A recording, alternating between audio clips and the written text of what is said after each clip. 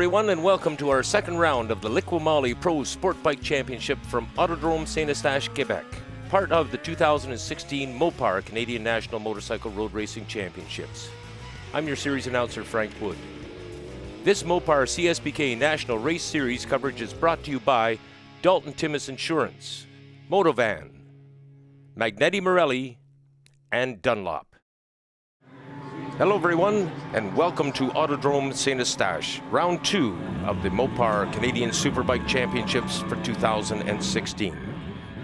Series announcer Frank Wood speaking alongside color commentator Colin Fraser as we get ready to send our riders off now on their warm-up lap. We'll give them one lap around this race course to refamiliarize them with the race track surface, and then we'll line them up on the grid and get ready to fire them off in this 14-lap National Championship final. Looking at our starting grid from the back to the front, Martin Cote, Alex Coelho, Philip Liqui, we've got some rookie pros in there, Michael Taylor, certainly not a rookie pro, Louis Raffa, our winner of the rain last year, Thomas Kazaz, showing well on that Yamaha, and Kenny Reedman, our reigning double champion, who moved over from Triumph to Kawasaki for 2016. And certainly one of the big news items coming into this season was the fact that Taylor was coming back. The last time we saw him in competition, of course, was about 3 years ago, as memory serves, when he was riding in the Harley-Davidson XR 1200 series.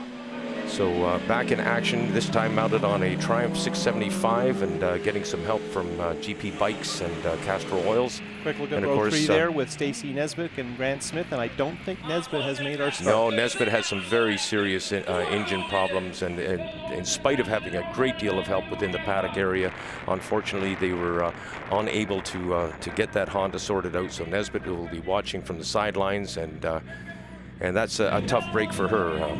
Motovan stepping up and making sure that Nesbitt would be riding in this year's CSBK series, and had qualified well and is riding well, but as noted by Colin, she will not start this race. Taylor starts on the outside on the number 15, and on the pole position, of course, the reigning champion and two-time champion, Kenny Reedman. Interesting to note that Reedman won his championships, of course, on a Triumph. Looks like one under starters orders. The Blue Streak Racing lights are on right now. When those lights go off, which they have done, they launch. Something's gone wrong with Tommy Casas. Casas is sitting perfectly still. He's not even moving. Something has gone very seriously wrong there. Louis Raffa we're looking at right now from the back end. I believe we were on board with Michael Taylor at that point. Kenny Reedman has taken the race lead, and he heads down into the carousel right now. And sure enough, it's Taylor right on his backside, Colin. And we had a good look at Phil Liqui, one of our rookie pros on his Kawasaki, moving up to 5th with a nice move in the S's. And then we went on board with one of our drift cameras. We have several of them on board in this race, so we'll have lots of different angles for coverage as we head into the Stock Car Oval for our first lap. Louis Raffa on the number 76 bike running in 3rd spot just now. You'll remember very well last year, Louis Raffa scoring his very first national championship race in the pro sport bike class at this very track under very adverse conditions compared to this year. We're running in very hot weather. The track temperature is very, very high, and of course those Dunlop tires are really sticking good. I think a lot of us, after a pretty good race at Shannonville where Reedman controlled the pace clearly, we're excited to see maybe at St-Eustache where Taylor's unbelievable track knowledge over the last 20 plus years could make a difference. And Taylor on that Triumph triple is hanging right in with Reedman. Interesting, huge difference in the riding styles, and the bikes are quite different too, but this is a great contrast. He is staying right with him, Colin. Don't forget, I was commenting that Kenny Reedman won his 2 previous championships on board a Triumph 675, and when he was riding in the United States of America on that bike, the trap speeds were the highest of anyone in the sport bike class south of the border. So the Triumph definitely has the horsepower to get it done. And it looks like Taylor has got an idea. He was getting very, very close as they come out into the front straightaway. And this early in the race, Taylor may be making a move, Colin, to move to the front. Well, I think Taylor's feeling out Reedman, and I don't think Reedman is going by any means as fast as he can. There's not a panic. We don't have a deep field in this class. Everybody can take a little bit of time to get their tires warmed up. Unfortunately, Thomas Kazaz, who did get going, is trying to catch up to the very back, and he can't wait to warm up his tires if he's going to get decent points and money out of today. No, and Tommy just missing out in the Super Bowl in the Superbike class, courtesy of Michael Taylor. Coincidentally, Taylor scoring a 10th place finish there to move into Super Pole. But and that was yesterday here at St-Eustache. That's right, sorry about that, yeah. Kenny Reedman, there goes Taylor. Oh, I thought he was going to go for it coming onto the front straightaway. He looked like he was going to put a front wheel in there. Heading here past the start finish to start the next lap. Then we go into this S's section here, and you don't want to get in too early. You got to be a little bit patient, then head up the hill to the carousel, which is probably the most traditional road race corner in this whole section. Here's the little dogleg kick, and you come down the hill. A lot of camber here, kind of a fun turn, air fence right by the edge, and then onto the only straight that really means anything at St-Eustache. And there's Taylor tucked into the draft behind that Kawasaki Ninja 636. Reedman and Taylor are starting to get away. Look at Rafa there, and he's starting to get a little small behind these two riders, and the three of them have indeed created some distance between themselves and the rest of the pack. Yeah, I don't think, as I said, these guys are going hard, but they're starting to pick it up, and I'm impressed. Taylor at the hairpin there, coming onto the stock car oval, really going in deep and carrying some speed, and you wonder if maybe later on that might not be a spot he's thinking about here as we go back through the S's. Well, no question about it. Taylor, the veteran that he is, he's got a very thick file to draw from should he need to delve in to find any solutions necessary. And right now he's got a problem up front with our national champion, #1 plate holder on the Kawasaki, Kenny Reedman, and he is staying right with him, Colin. Maybe a bike length too. Taylor losing almost nothing, doing well in the draft. He's not tucking in all that much, but again, I don't think he's in a panic to pass, and I think Rafa actually caught them just a bit that lap. I agree with you, definitely. Oh yeah, for sure, he is hitting. Let's watch Taylor. This is where he's been very fast.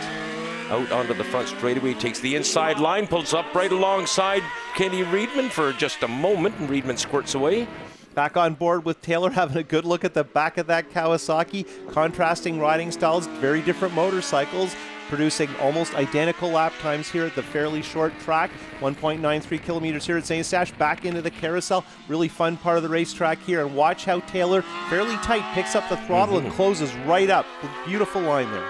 And there again, on the back straightaway, Reedman looking back. Isn't there a rule against that in motorcycle road racing? Don't look back, but Reedman had a glance back just to find out where Taylor is, perhaps just gauging it. And indeed, having had a look at Taylor, he's starting to pull away a tad. Yeah, he has a little bit of an edge there. And now here we are on board with Thomas Kazaz. Remember, he had that just horrible start, but there are actually bikes within his sight, which means he's moving up in the points and the money. So Tommy on the charge. He is riding the wheels off that thing. Tommy Casas has just recorded the fastest lap of the race, Colin, so he is definitely on the charge here.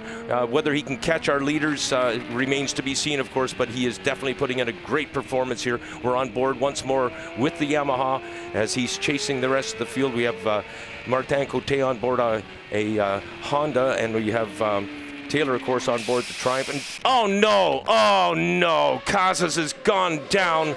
I'm not sure which part of the racetrack that was at, Colin. We were on board with him, and suddenly that motorcycle was on its side and into the straw bales at trackside. So I guess we'll get an update on that. We'll find out what's happened there. We don't see any flags at trackside thus far. And that was the carousel, Frank, and that's the air fence, and there's not much room there, and it's not easy to get out from under there, and it looked like he went in with the bike. So there may, okay, so there's Reedman hanging a foot out. He doesn't want to get slammed from behind. Hands up, something's and going on. He's letting them know we need to dig Kazaz out of the air fence. We've gone red. There's our starter. Rouge is what they say here in Quebec, of course. Chris Chappelle's got the red flag out there. And okay, so this is the carousel. Okay, there you can see right in front of us, you can see the skid marks and the mess in the air fence just to the left in that shot.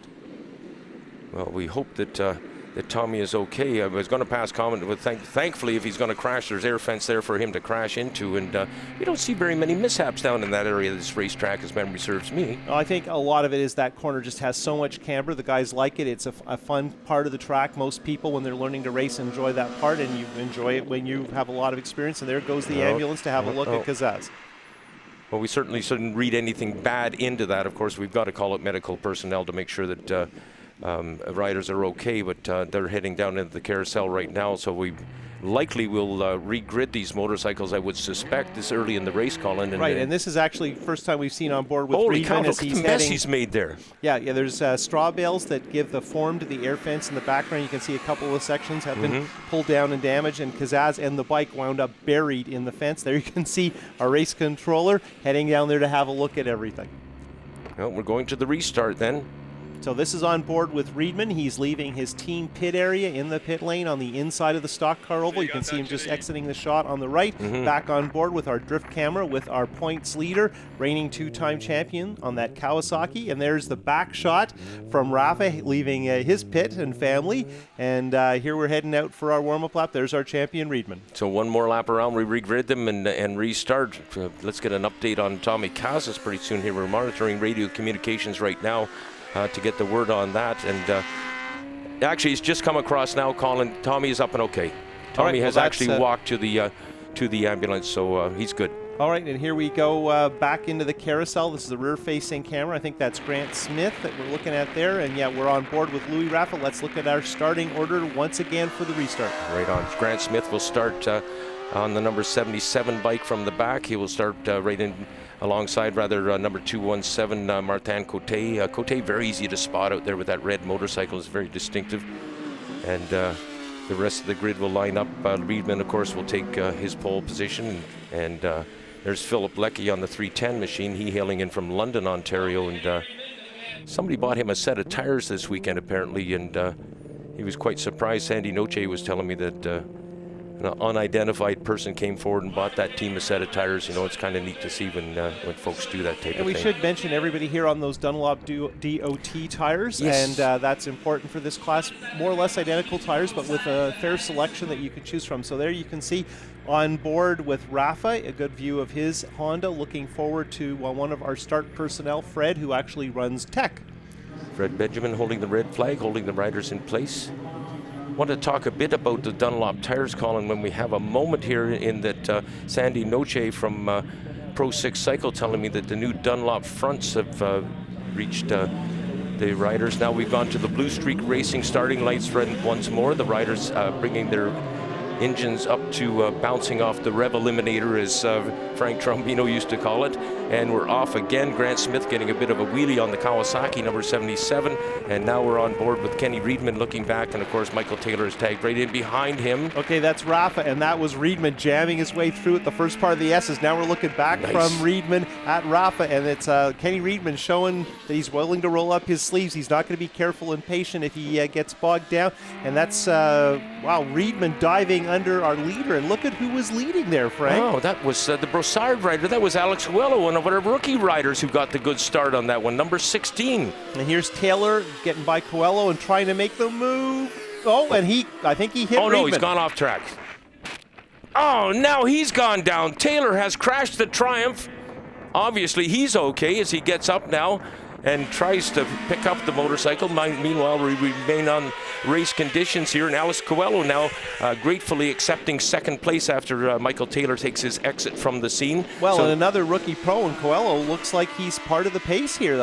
You know, he had a bad day yesterday, crashed in Superbike, so this is an excellent effort by him. And here's Rafa having a look at somebody he didn't expect to see. Yeah, no kidding. Coincidentally, by the way, Coelho, as you probably know, is one of the riders who enjoys support from Liqui Moly. Yeah, and Coelho a little sideways there coming out of the carousel, and that may allow Rafa to pounce. Rafa trying to work the draft. Let's see what happens as we cross the stock car oval. Well, if Coelho is trying to stay with Kenny Riedman, he's likely going a little faster than he has been in past laps. So let's hope that he can keep it upright. Already on board with Rafa here, and he's trying everything on Coelho. He's got ambitions to stay with Riedman. You got Kawasaki, and then Honda here.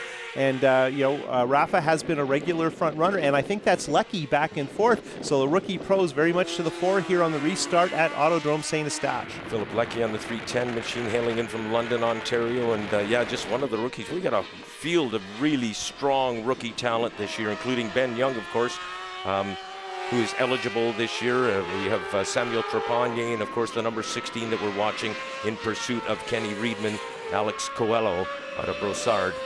And, oh no, look at here now. Rafa has gathered him up and has made the pass. I shouldn't say oh no, because a good move by Louis Rafa. And as we talked earlier, Louis Rafa scoring his very first national championship win right at this very track last year. So he's got that inner fire. He knows he can win here, and he knows this track like the back of his hand. He lives just down the road. The problem is that it really looks to me like Riedman has decided to just move along, right? He doesn't want to get mixed up. I think he might have been bumped by Taylor right before that crash happened, and he probably said, I've got a little speed in hand, it's time to stop messing around. At St-Eustache, it's very easy to get tangled up with other people. It's a pretty tight track. It's exciting to watch here because you can see almost the whole track from a lot of different spots. But I think Riedman had a little wake-up call there, and he woke right up, and off he went. Yeah, smart move by Kenny. He's established a good cushion here now as we see Louis Rafa in pursuit. And it looks like Louis, in turn, has also left Alex Coelho a little bit further behind. Louis Rafa on the 76, Coelho on the 16, and Coelho not coming within view of our cameras onto the front straight. I think we just got a view of him there, but nonetheless, the field has really spread out here, and Riedman's going for a Sunday afternoon ride here. And something just came off Riedman's bike. I don't know if it was a knee slider or maybe an onboard camera or something, but something went bouncing into the old pit lane there by the paddock. Riedman through the carousel, looking fine. If he's got a problem, it's not showing here, and a little bit of a slide there, but pretty smooth onto the back straight with that Kawasaki Ninja. Certainly not being pressured by anyone, that's a certainty, as Riedman way out in front now. And yeah, the field has really spread out now. And you got to figure someone like Coelho, after a bad day yesterday, rookie pro, all those things, you know, if he's third right now, he's probably thinking, I need to solidify right, not get crazy ambitious. There's been a lot of attrition in an already slightly diluted field here, so you can kind of see why people maybe aren't as aggressive, restart a couple of big crashes amongst front runners. Yeah, unfortunately, Casas and Taylor out of it, because as you may recall from Shannonville, those two had a ding-dong battle going on for a large portion of that race. Even just the delay on the start was a shame, because Shannonville had been such an exciting race, and we lost probably the two most entertaining protagonists in two different incidents. And of course, we're heading off to Shubenacadie next, and we expect that those guys, particularly Taylor, who has been very fast over the years at Shubenacadie, are going to do well.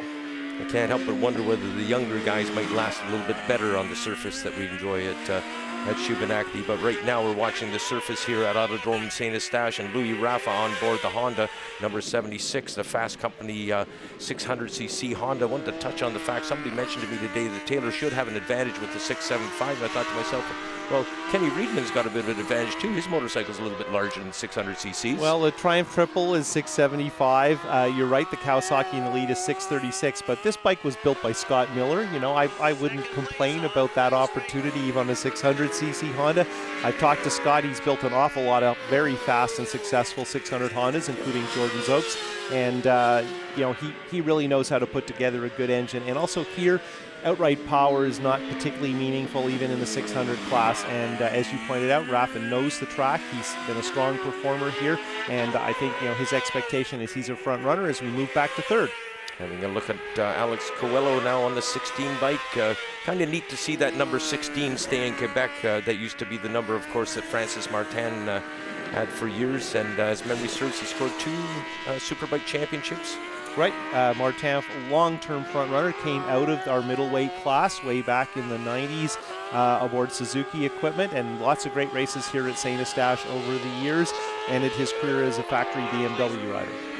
Coelho putting in the good ride here, the smart ride, as you comment, Colin. The main thing here, of course, he knows he's in third spot. A podium perhaps awaits him if he keeps it upright, so the pressure will be on him to ride a smart race, keep it upright, be smooth, and don't do anything silly. Yeah, and a good-looking bike. I always liked that particular set of leathers. They're very distinctive as Coelho finishes up another lap. And I don't know if that's Liqui behind him, but he's not awfully far behind. Liqui may be closing in on him incrementally. I don't think he's under threat. And, of course, he'll see his pit board and be aware that that's coming. And it looks like he might have picked up the pace just a little bit as he heads towards the carousel. Back at Shannonville at round 1, Colin, I asked Philip Liqui how he felt about riding as a pro this year. He's a pro rookie, as we mentioned, and he commented, "I'm scared." Well, you got to be careful of being honest. Your opponents might hear you, but I think we've all been through that. You know, that rookie pro season is just a brutal one, and it's so hard. You know, you're an amateur and you're winning all the time, and everybody's excited, and then you go pro. You're doing the fastest laps of your life, and you're struggling. And it's a very hard transition, and some very good riders have struggled with it. And then you get guys who just motor right on. And, you know, right now, for instance, Coelho in his second pro national race is looking like he's good for a podium. And regardless of the attrition, that is a terrific effort. Speaking of looking good, watching Kenny Reedman is just a delight. He is really just art in motion here, and getting a fine ride in here and looking back once more. But I don't think there's anything to look at. No, there isn't. This may give him a good tune-up for the Superbike races where it was going, though. If well, you know, Rafa's not that far back, really. Rafa's doing okay. Saddle time he enjoys here. Here's Reedman again through the left-hander. That'll bring him out onto the front straightaway, off the stock car bowl, onto the drag race front straightaway. And I think this right is it. Down the middle, of course. So he was slowing down for the checkered flag. Nice and easy on that last lap. Boy, that crapped up on us quick after the restart. Of course, we had a 10-lap dash for the cash, and Reedman has got a thicker wallet as a result of it once more. Louis Rafa. And a super thick points lead. That's really important to mention. Only 2 rounds in, and he's looking solid there. You see our top 2 riders celebrating, Kawasaki and Honda mounted, and not necessarily the wildest race, but some smart decisions made there that are going to pay off later on in the season. And Reedman picks up the checkered flag now. He'll take that for a lap around, and no doubt there'll be a few fans waving from trackside. Bob Zook getting a shot there, the photographer for CSBK, and congratulations to Kenny from Chris Chappelle, our official starter, and of course the Kawasaki team standing at the pit wall as well. A great win for Kenny Reedman, and no question that that has given him a good points lead, no doubt. Kenny Reedman takes the win then. Louis Rafa in second. Alex Coelho in third. Philip Liqui holds 4th spot. Martin Cote brings it home in 5th, and Grant Smith rounding out our top 6. Very impressive win by Reedman. A 2-part race with a surprisingly large amount of action, and a little disturbing. Now let's look at those points. And Reedman on that very, very potent Kawasaki. 2 races into his career with that Kawasaki 636, and he's almost got a race in hand over Louis Rafa, who's really the only guy who's been the least bit consistent other than Reedman. And check out the 2 rookies, Colin. Alex Coelho in 3rd spot and Philip Liqui in 4th. That's outstanding for 2 new rookies in the Pro Liqui Moly sport bike class. And everybody's going to be chasing that Scott Cameron built Kawasaki, and we're heading to Shuby, where it should show well. And with our race complete, let's now go to the podium and have a chat with the top 3 riders. Alex, we watched you pull into hot lane after that 3rd place finish. You were overcome. Yes, I was. Wasn't really expecting, especially after that hard crash of yesterday in Superbike. Worked till late at night, try to fix the bike. She's a little bit, needs a little bit more tweaking, unfortunately, but she did what she needed to do. And just try to get a good hole shot from the 2nd start after the red flag. Happy Michael got up and he's safe, he's good. So what can I say? These guys are fast. Louis Rafa, you won here last year, a 2nd place this year. Great ride. Tell us about it. Yeah, it was really hot, and we were struggling a little bit with grip at the end, but I think we did a really great job, and the whole team worked hard all weekend. I can't thank them enough. Joey McRae and Tim, my wife, and my sponsors too, Motorsports, St-Eustache, Fast Company, Fog Off, and all the other people that support me, EBC and all those guys. Congratulations, Louis. Well done. That's a good points grab. Speaking of points grab, another big points grab for you, Kenny, and hopefully on your way to your 3rd national championship in the Liqui Moly Pro Sport Bike class. Yeah, you know, it feels good to extend my points lead a little bit, especially because I've never had good luck here in the past. You know, my best finish before this weekend was 3rd, so really happy to walk away with some good points after a gnarly first lap in that race. So I was really happy to keep it on 2 wheels after my collision with Michael Taylor, and you know, I hope he's okay and comes out strong at Shuby. It sucks seeing another rider go down like that, and you know, hats off to Louis for keeping me honest all race, and Alex for his wicked hole shot and coming back from one of the gnarlier crashes this weekend yesterday. So pretty cool that he got his bike back together and got back out here and for his first pro podium. Your podium, Alex Coelho in 3rd spot, Louis Rafa in 2nd, and Kenny Reedman, the defending champion, in 1st.